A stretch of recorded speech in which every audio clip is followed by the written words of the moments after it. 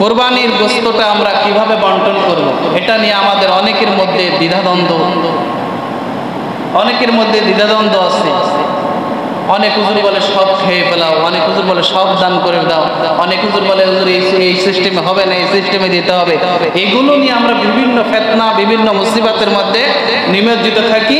এক একজন এক এক ধরনের ফতোয়া দিয়ে থাকি এবং কেউ মন গড়া ভাবে বলে থাকি।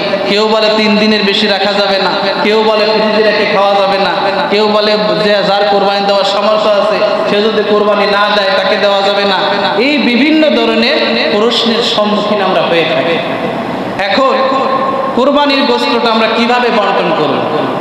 আল্লাহ নবী সাল্লাল্লাহু আলাইহি ওয়াসাল্লাম বলেন যে কুরবানির গোশতটা 3 ভাবে ভক্ষণ করতে হবে, 3 ভাবে 3টা পদ্ধতিতে খাইতে হবে।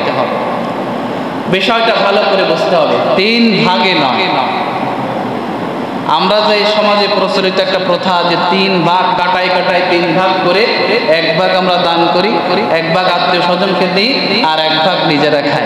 এরকম একবার কাটায় 3 ভাগ করি যে নিজের ভাগের তো কাউকে দেবো না, আত্মীয় স্বজনের ভাগ থেকে নেবও না, কাউকে দেবও না, আত্মীয় স্বজনকে দেবো, আবার গরিব মিসকিনের যে ভাগ ওইটা শুধু গরিব মিসকিনকেই দেবো, ওইখানে বাড়াবো না, কমাবো না। এরকম একটা মন মানসিকতা হয়ে গেছে।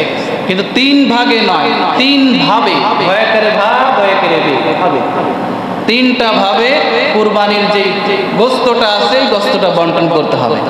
শুধুমাত্র এই কথাটা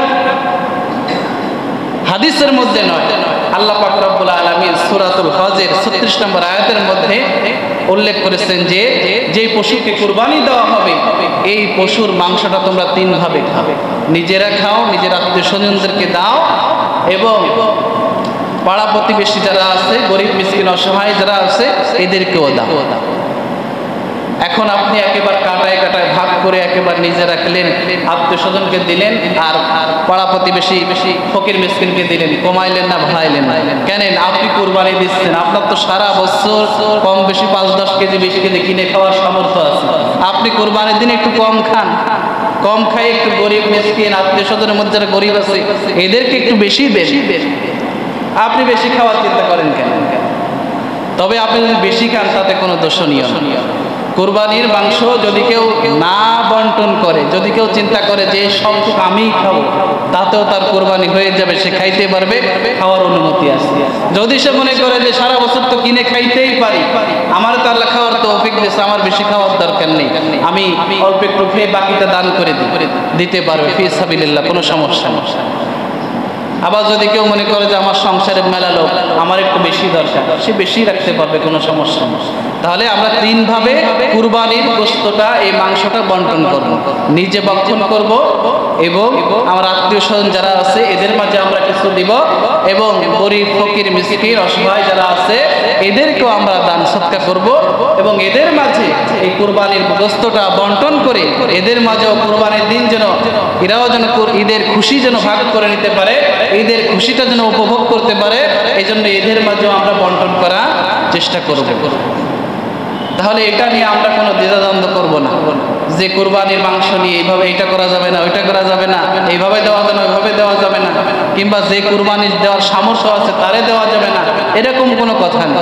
বরঞ্চ যার কুরবানি দেওয়ার সামর্থ্য নেই, সামর্থ্য আছে কিন্তু কুরবানি দিল না, ওরা আর একটু বাড়ি নিয়ে আগায় দিয়ে আসে।